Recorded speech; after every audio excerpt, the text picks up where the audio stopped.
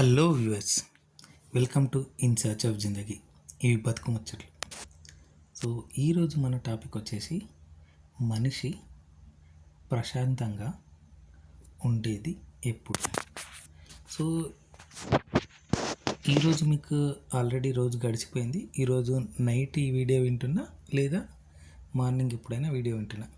So మన యొక్క ఆలోచనలు గమనించండి. సో పడుకునేటప్పుడు మన ఆలోచనలు దేని గురించి ఆలోచిస్తున్నాయి, ఏం ఆలోచిస్తున్నాయి, లేవగానే ఏం ఆలోచిస్తున్నాయి. సో ఎక్కడో చదివినట్టు గుర్తు, పడుకునేటప్పుడు ఒక లాస్ట్ హాఫ్ అన్ అవర్లో మన ఆలోచనలు ఏమున్నాయో వాటిని మనం నెక్స్ట్ క్యారీ చేసే అవకాశం ఉంది నెక్స్ట్ డేకి. లేదా మార్నింగ్ ఎప్పుడైతే స్టార్ట్ అవుతుందంటే స్టార్టింగ్ అవర్స్లో ఏవైతే ఆలోచనలు డే అంతా క్యారీ అయ్యే అవకాశం ఉంది. సో మనకు పడుకునే సమయంలో ఆ కొన్ని గంటలు చాలా చాలా ఇంపార్టెంట్. లేవగానే మనకున్నటువంటి కొన్ని గంటలు చాలా ఇంపార్టెంట్. అంటే మన రోజును నిర్ణయించేవి అవే అని అనుకోవచ్చు. సో వాటిని ఎందుకు చెప్తున్నానంటే, మనిషి ప్రశాంతంగా ఉండేది ఎప్పుడు అంటే, మనిషి ప్రశాంతంగా ఉండేది ఎప్పుడు అంటే ఇండివిజువల్ని బట్టి ఉంటుంది. ఒకరికి నాకు డబ్బు ఉంటే నేను ప్రశాంతంగా ఉంటా అంటారు, నాకు ఆరోగ్యంగా ఉంటే నేను ప్రశాంతంగా ఉంటా అంటారు. లేదా కొందరు నాకు జాబ్ వస్తే నేను ప్రశాంతంగా ఉంటా అంటారు. కొందరు నాకు పదవి వస్తే ప్రశాంతంగా ఉంటా అంటారు. కొందరు నాకు పేరు వస్తే ప్రశాంతంగా పడుకుంటా అంటారు. సో ఇలా ఒకరొకరికి ఒక్కొక్క విధంగా ఉంటుంది. ఆ ప్రశాంతత అనేది దేంట్లోనే వెతుకుంటుంటారు. సో ఏదో ఒక దగ్గర. సో ఈ ప్రశాంతత ఉండడానికి లేదా ప్రశాంతత దొరికించుకోవడానికి చాలా చాలా ఎక్స్టర్నల్ అండ్ ఇంటర్నల్ విషయాలు చాలా ముడిపడి ఉంటాయి. సో ఎక్స్టర్నల్ విషయాలు అంటే మనం సమాజంలో ఉన్నప్పుడు, కానీ ఇంటర్నల్ విషయాలు అంటే అది నీ బాడీ విషయానికి సంబంధించింది కావచ్చు. సో నీ ఆరోగ్యపరమైన నీ సిచ్యువేషన్ కావచ్చు, మానసికపరమైన సిచ్యువేషన్ కావచ్చు. సో ఎక్స్టర్నల్గా ఉండేది అంటే నువ్వు ఎక్కడైనా రోడ్ పైన వెళ్తున్నావు, సడన్గా నీకు ట్రాఫిక్ జామ్ అయింది. సో ముందర బైక్ కానీ కారు కానీ ఉన్నారనుకోండి, సో నువ్వు కంటిన్యూస్గా హారన్ కొడుతుంటావు. సో అంటే ఎక్కడైనా సరే అక్కడ ట్రాఫిక్ ఉన్నప్పుడు అంటే ఏదైనా సిగ్నల్ దగ్గర ఆగినప్పుడు కంపల్సరీగా మూవ్ అవుతారు, ఎవరు అక్కడ పడుకోవడానికి కూర్చోరు అనమాట.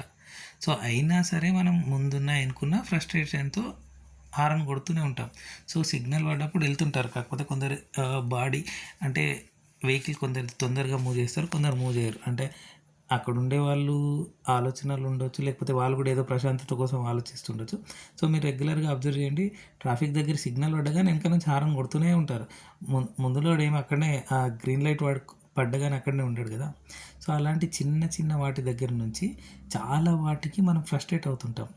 సో అంతేకాకుండా ఈ కోపాలనండి, అసూయలు, ద్వేషాలు, ఇంకా ఏదైనా ఈ నెగిటివ్ వైబ్ ఇచ్చేది ఏది కూడా మనిషిని ప్రశాంతత నుండి దూరం చేస్తుంది. సో ఆ నెగిటివ్ వైబ్ రావడానికి గల కారణం, ఇప్పుడు ద్వేషం ఉందనుకోండి, ద్వేషం ఎవరిపైన వస్తుంది? ఏదో చేసిన వానిపైన ద్వేషం. అసూయ, వాడేదో సాధించాడు, వానికి ఏదో కారు ఉంది, వాడికి ఏదో బంగ్లా ఉంది, వానికి ఏదో జాబ్ ఉంది, లేకపోతే డబ్బు ఉంది, ఏదైనా సరే అసూయ. సో ఇంకా కోపం, మనకు ఎలాంటి కోపం వస్తుందంటే మనం ఏదైనా చేయాలి అనుకుంటాం, అది జరగదు, అప్పుడు కోపము, ఫ్రస్ట్రేషన్ ఇవన్నీ వస్తుంటాయి అన్నమాట. సో ఇవన్నీ కూడా నెగిటివ్ వైబ్స్ అవి ఇంటర్నల్గా జరగవచ్చు లేదా ఎక్స్టర్నల్ ఫ్యాక్టర్స్ వల్ల జరగవచ్చు. సో అవన్నీ కూడా మన ప్రశాంతతను దూరం చేస్తుంటాయి. సో ఈ కోపాన్ని మనం అంచుకోవడాలు, సో కోపాన్ని అంచుకోవడాలు అంటే దానికి ఏదో 1 నుంచి 10 లెక్క పెట్టి అది ఇది అంటారు. ప్రాక్టికల్గా కొన్నిసార్లు సాధ్యపడకపోవచ్చు. సో ఎవడన్నా వచ్చి సడన్గా వచ్చి బూతులు తిడితే 1 to 10 దాకా లెక్క పెట్టలేము. సో అక్కడ ఎలా రియాక్ట్ అవ్వాలో ఏంటో సిచ్యువేషన్ బట్టి రియాక్ట్ అవ్వాలి. అలాగే ద్వేషం, అసూయ అంటారా. సో ఎన్వి, జెలసీ 2 ఉంటాయి. సో ఎన్వి అంటేనేమో ఒక పాజిటివ్ నేచర్లో వెళ్ళొచ్చు, జెలసీ అంటేనేమో అది నెగిటివ్ వైబ్ లాంటిది. సో అవతలవాడు సక్సెస్ అయినప్పుడు సరే, అరే నేను కూడా అవ్వాలి అనేది ఒకటి ఉంటుంది. సో దాన్ని నెగిటివ్ సైడ్ తీసుకెళ్ళామంటే అది మన ప్రశాంతతను దూరం చేస్తుంటుంది. సో ఎక్కడో చదివినట్టు గుర్తు, ఒక స్వామీజీ దగ్గరికి వెళ్ళి ఆయన అంటాడనమాట, స్వామీజీ నాకు ప్రశాంతత కావాలి అని అంటాడు. సో ఆయన కొంచెం నవ్వి, ఏం కావాలి నాయన అంటాడు.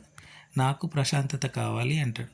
నువ్వు చెప్పిన దాంట్లో మొదటి పదం తీసే నాయన అంటాడు. సో ఏముంది స్వామి, నాకు అనేది తీసేస్తే ప్రశాంతత కావాలి. ఓకే నాయన అంటాడు. సో నీకు ఉన్న దాంట్లో ఇప్పుడు రెండో పదం తీసే నాయన అంటాడు. సో ఏంటి రెండో పదం కావాలి, ఏముంది నాయన నీ దగ్గర అంటాడు ప్రశాంతత. సో నాకు ప్రశాంతత కావాలి, నాకు అనేది నువ్వు సృష్టించుకున్నప్పుడు ఆ ప్రశాంతత ఎప్పుడూ దొరకదు. లేకపోతే నీ దగ్గర ఎప్పుడూ ప్రశాంతత ఉంటుంది.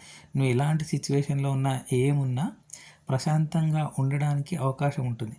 కానీ ఆ సిచ్యువేషన్ని ఎలా చూస్తున్నామో, ఆ సిచ్యువేషన్ నుండి ఎలా బయటపడాలని ఆలోచించకుండా ఫ్రస్ట్రేట్ అవ్వడమో, లేకపోతే ఇందాక చెప్పాను కదా, అసూయ, జెలసీ, ఇంకా వేరే కారణాలు ఏవన్నా ఉండొచ్చు. సో వాటన్నిటి వల్ల ఇంటర్నల్గా ఎక్స్టర్నల్గా ఒక ఫ్యాక్టర్ మన యొక్క ప్రశాంతతను దూరం చేస్తుంది. ఇంకోటి చూడండి, సడన్గా ఏదో బాస్ ఏదో తిడతాడు, ఆఫీస్లో పనిచేస్తుంటాం, బాస్ ఏదో లేకపోతే హైయర్ ఆఫీసర్ ఎవరో ఒకరు ఉండొచ్చు. సో వాళ్ళు తిట్టిన దాన్ని డే అంతా క్యారీ చేస్తాం. సో ఆ క్షణానికి కదా అది. సో లేకపోతే ఇంట్లో ఏదో చిన్నపిల్లల్ని పెద్దవాళ్ళని ఏదో తిట్టారో, లేకపోతే వైఫ్ అండ్ హస్బెండ్ మధ్యలో ఏదో గొడవ అయింది. సో అది డే అంతా క్యారీ చేస్తాం. అది ప్రశాంతతను దూరం చేస్తుంది. ఇలా ఒక క్షణంలో ఉన్నదాన్ని ఇంకో క్షణంలోకి ట్రాన్స్ఫర్ చేయడం కానీ క్యారీ చేయడం వల్ల మనిషి ఎప్పుడు కూడా ప్రశాంతతను కోల్పోతుంటాడు. సో మీకేమన్నా అనిపిస్తే ఇంకా ఏదన్నా, సో మీకు చెప్పాను కదండి స్టార్టింగ్ నుంచి, నాకు ఈ ఎడిటింగ్స్ అలాంటివి కాకుండా మనసులో ఏదనిపిస్తే ఆ టైంలో చెప్పేసేయడం అనమాట. దీన్ని ఎడిటింగ్లో అలాంటివి కావు. సో మీకేమనిపిస్తుంది, ఇంకా మనిషి ప్రశాంతతను ఏ విధంగా కోల్పోతాడనిపిస్తుంది? సో చాలామంది కామెంట్స్ చెప్తున్నారు. Thank you so much. వాళ్ళు కొందరు కామెంట్స్ పెడుతున్నారు నేను క్వశ్చన్స్ అడిగిన వాటికి.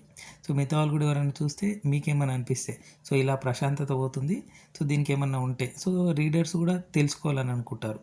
సో అంటే అక్కడ చూస్తుంటారు కదా, వ్యూవర్స్ ఉంటారు, చదివే వాళ్ళు ఉంటారు. సో వాళ్ళు కూడా తెలుసుకుంటారు మీ ద్వారా.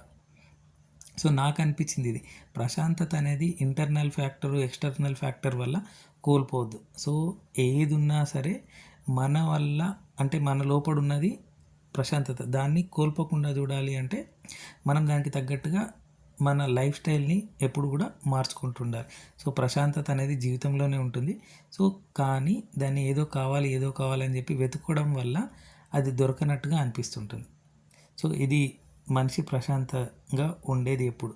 సో ప్రశాంతంగా ఉండేది ఎప్పుడు అంటే ఇతరుల గురించి ఎక్కువ ఆలోచన చేయనప్పుడు కూడా ప్రశాంతంగా ఉంటాడు. సో వాళ్ళు ఏమనుకుంటున్నారు, వీళ్ళు ఏమనుకుంటున్నారు, నేను ఇది చేస్తే అలా ఉంటుంది, అది చేస్తే ఇలా ఉంటుంది. సో ఇలాంటివన్నీ ఉన్నప్పుడు కొంచెం కష్టమవుతుంది. ఇప్పుడైనా చిన్నపిల్లల్ని చూడండి, సో వాళ్ళు ఎప్పుడు ఆడుతూ పాడుతూ కేరింతలు కొడుతూ వాళ్ళు ఎప్పుడు నవ్వుతూ ఉంటారు. సో వాళ్ళకి ఏంటి అంటే జడ్జిమెంట్స్, ఒపీనియన్ పైన పెద్దగా ఫరక్ పడదనమాట వాళ్ళకు. సో వాళ్ళ గురించి వాళ్ళు నా గురించి ఏమనుకుంటారు, నేను ఇట్లా వేస్తే ఏమవుతుంది, అట్లా వేస్తే ఏమవుతుంది, అలా అని చెప్పి చిన్నపిల్లలాగా ఉండలేము. కానీ చిన్నపిల్లల క్యారెక్టర్ మాత్రం క్యారీ చేసుకోవచ్చు. సో అంటే మనం చేయింది తప్పు కానప్పుడు, మనం చేసేది మిగతా వాళ్ళకి ఇంపాక్ట్ పడనప్పుడు, సో మనం ఎలా ఉన్నా నడుస్తుంది అనమాట. సో అలాంటప్పుడు ప్రశాంతతను కోల్పోయే అవకాశాలు తక్కువ ఉంటాయి. సో ఇది నాకు అనిపించిన అంశాలు. మీకేమన్నా ఇంకేమన్నా అనిపిస్తే దాన్ని కామెంట్ సెక్షన్లో షేర్ చేస్తూ ఉండండి. సో మనిషి ప్రశాంతంగా ఉండేది ఎప్పుడు? సో మీకు కూడా అడుగుతున్నాను, ఎప్పుడు?